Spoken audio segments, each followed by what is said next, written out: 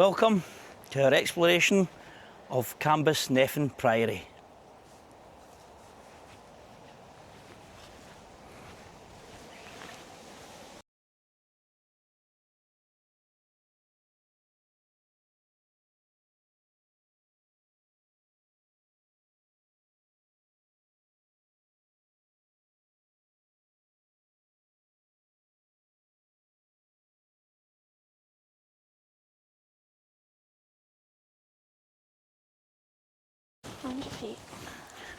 We've seen this one was quite close, so we've decided to come and visit this one today. Again, it's another one we've not done an awful lot of investigation on, and we have absolutely no idea if we can even get inside. But, as ever, we'll have a good look about anyway.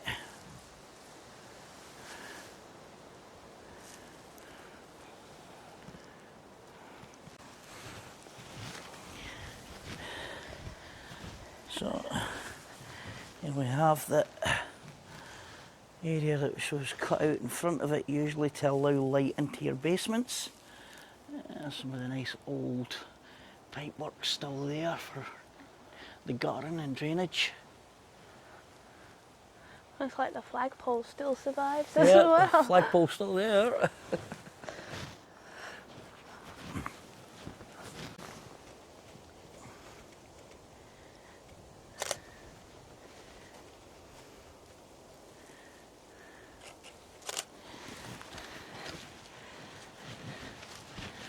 You can see right through into the first floor there.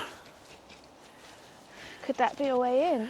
I think round the other side, because I think the entire tower at the other side has collapsed, so the whole side of the building's opened up for what I can see in the drone.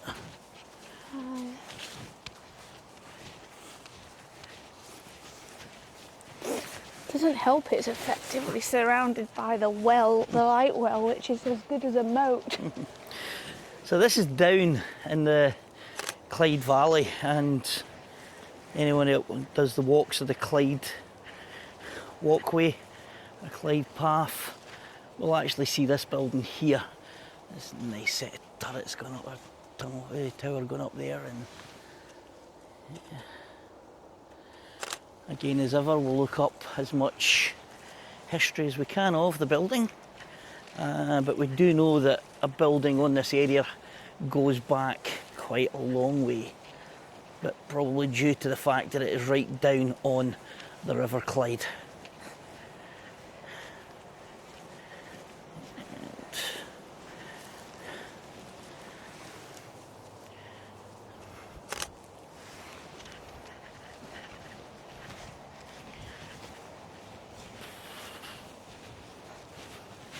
It looks like it's pretty dangerous. Yeah, it is quite almost like a moat they dug out round about it, which makes it a lot more difficult to get in, but you can see where that entire wall has just collapsed in. Here you've got this huge big bay window, and I think I've found my way in.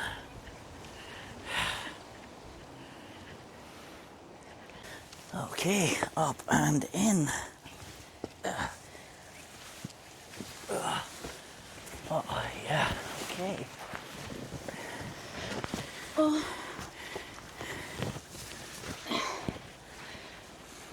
Okay. And we are inside. And Not sure how far in we're gonna get though. Oh, okay, so first of all, we've got this tower here, and doorway down into a basement area there, and over here we have some vaulting. Oh my, we certainly do.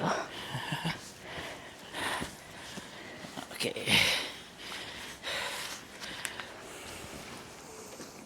Here's the bag there. Grab the torch. And we're going in. Whoa.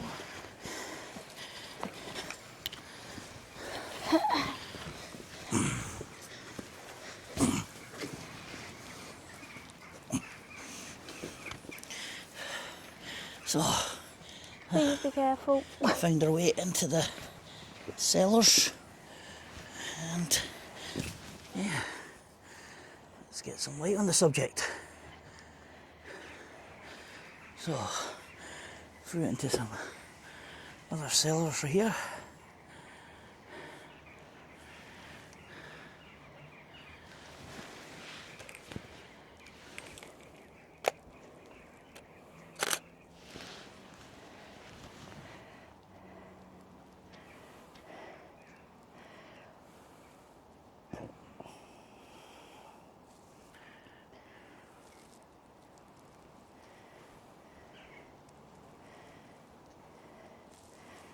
Is the torch doing the thing? Yeah, just mind I'm going to pick up everything you say, okay?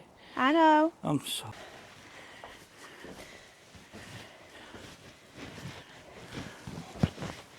It's okay, just the floor's uneven. Yeah. And this is why we always pack a torch with us. You don't know what you're going to find. Yeah.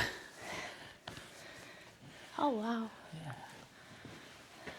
Lovely vaulted ceilings though in all of the rooms. Yeah, it is. Is that another is that a range there? On the wall? On the wall, yeah. Well, there would have been a range in there, yeah.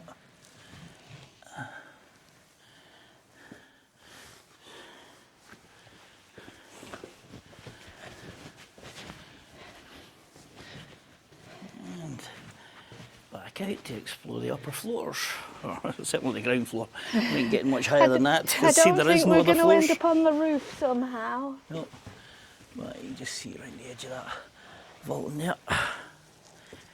And that was back down that bit of machinery that's inside there, whatever the hell that is. What is this? Look up a second. Could this be like the lift shaft or something? Did they put a lift shaft in? Nah, because it would block off that and that. No, that's... But that's modern breeze block, that is. Yeah, and All there's of that piping there. coming through Yeah. up there as well. But And all of that to your left, that is all a modern breeze block. yeah. Even if it could have just been part of any later stages of alterations. Yeah. Might just be careful if we go in the next room because there's a hole in that vaulting Yeah. that could be. Okay, so now adventuring up from the collapsed in basement area up into what would have been the ground floor.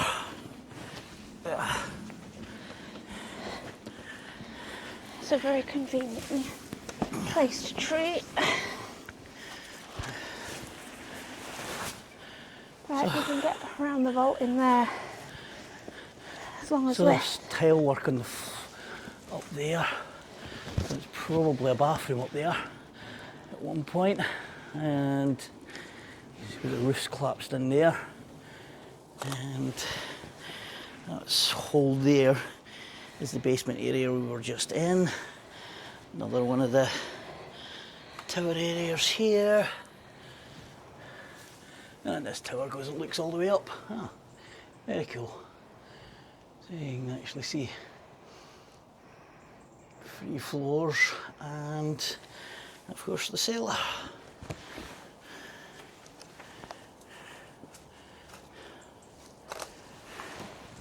You can actually see in between what would have been the inner and the outer walls.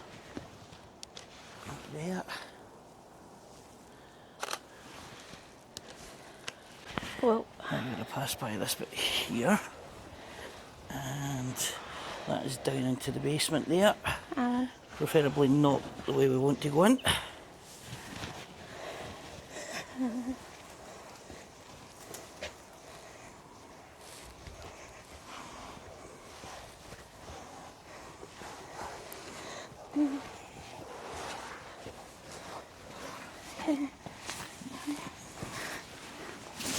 Okay, we'll severely edit that bit.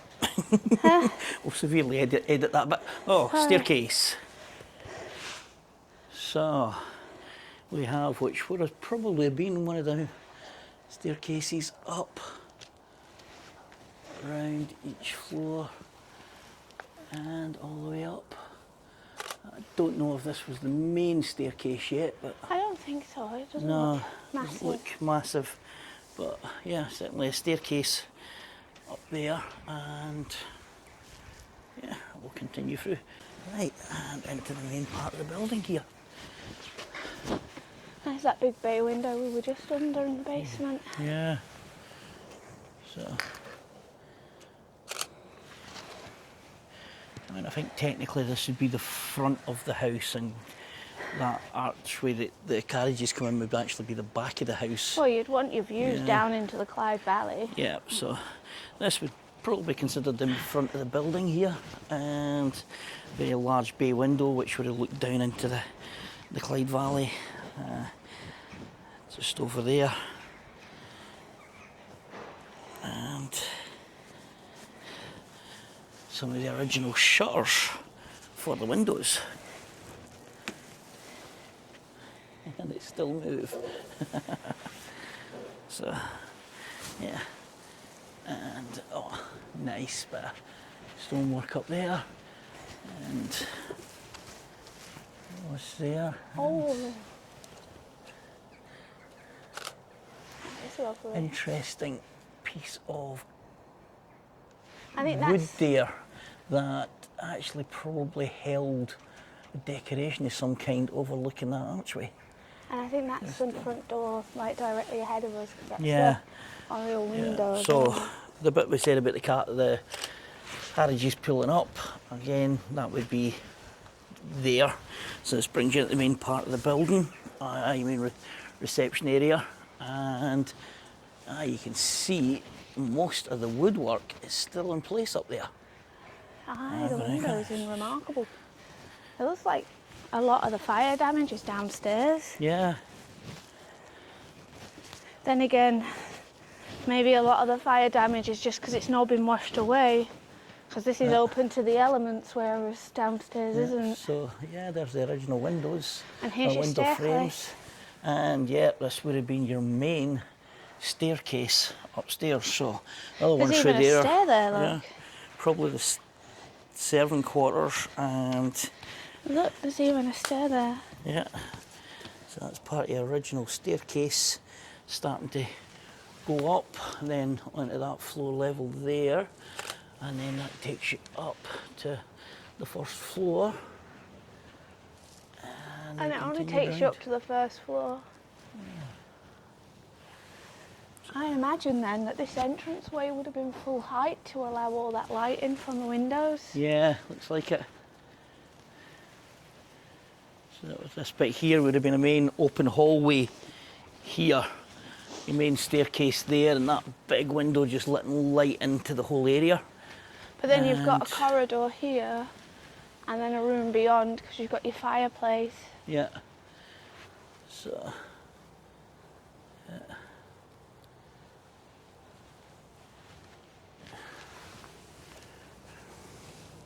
The journey continues.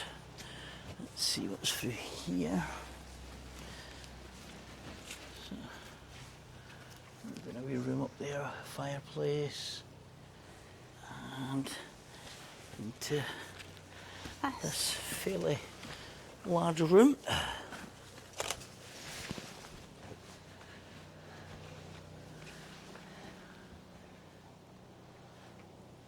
Another room there on the second floor.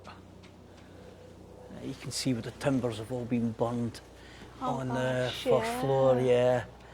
So yeah, you can see the fire damage up through this part of the building there. And through and that's where we first seen what we thought was the front of the building, which probably did. That's where we came Yeah, in. that's where we came in there. And yeah, that tower all the way up. Trees growing along the top. Still some wood up there as well. And again, you can still see the fire damage on the wood in there. It's interesting how it's a square tower here at the bottom, but it changes to a circular tower on the first floor. Yeah, and like that was probably a staircase up there as well. You can just see the round Yeah. bit there. Well, So, certainly a floor. yeah. So, and then more of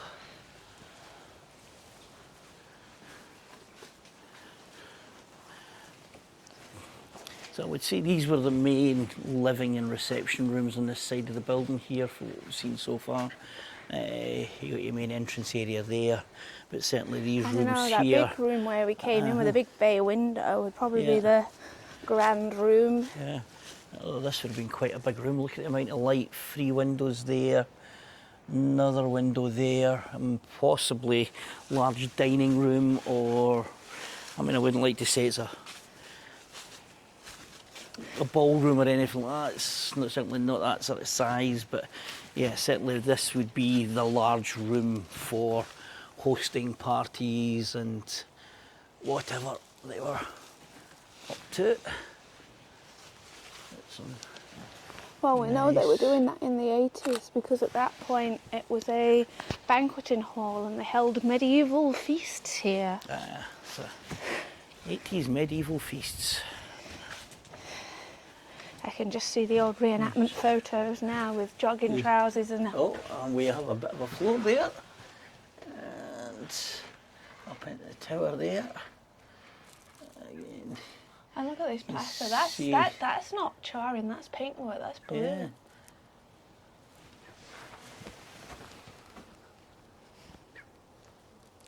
Yeah, it's a really thick laughing plaster. Tell you, it's.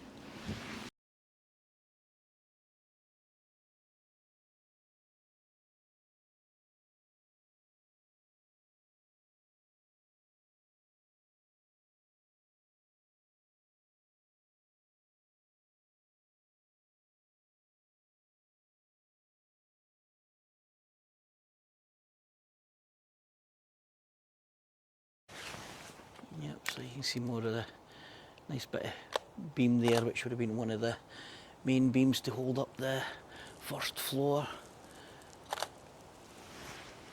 2 other rooms up there as well. Check out that gorgeous spire, you can really see it from this angle. Yeah, so, and again that room up, the room above here as well with all those windows would have been a well lit room.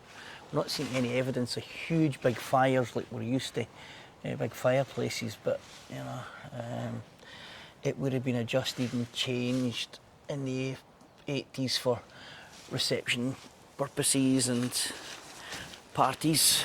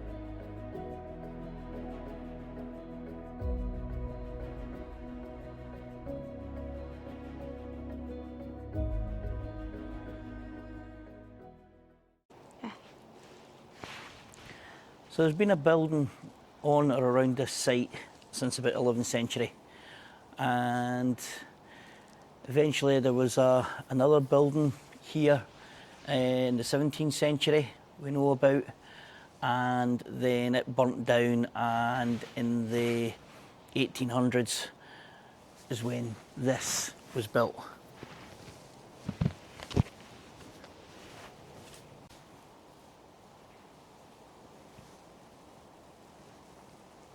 The priory was built for the Lockharts. They're so named because tradition tells that they were the ones to retrieve Robert the Bruce's heart and bring it back from the Holy Land.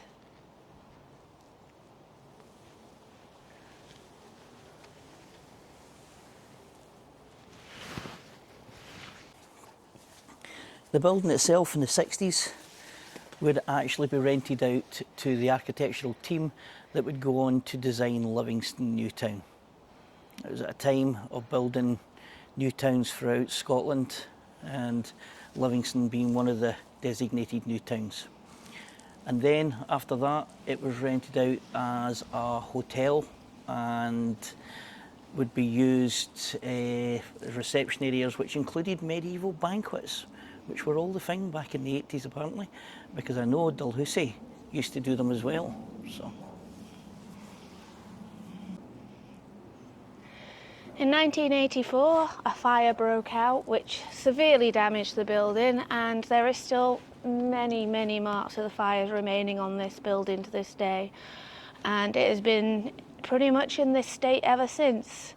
There is a group there called the Friends of Cambusnethan Priory who are campaigning and working on restoring and bringing this building back into use. They've been doing so since 2014, and I hope they manage it, because this building would have been absolutely spectacular in its day.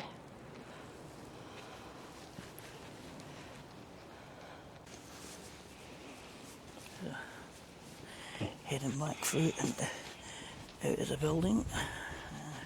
There we came in, back past that other staircase. And the dodgy bit of this. Crossing by here. There we go. And back on the outside.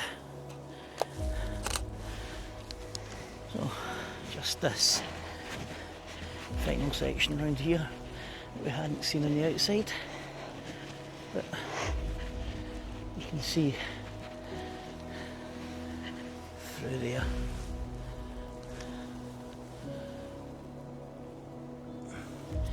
And just catching the golden hour sunlight beautifully. From luxurious family home to fancy hotel with dining to the ruin you see today. Hopefully the friends of this building will be able to save it.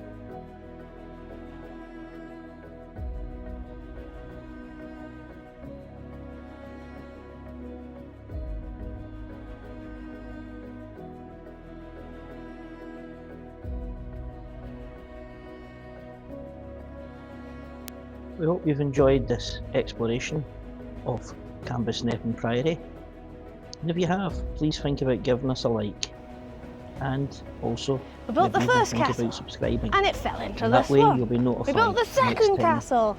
That one burnt down, fell over, and then sank into the swamp. But the third castle, that stayed up. We'll see you again. Some people watch far too much Monty Python and beyond.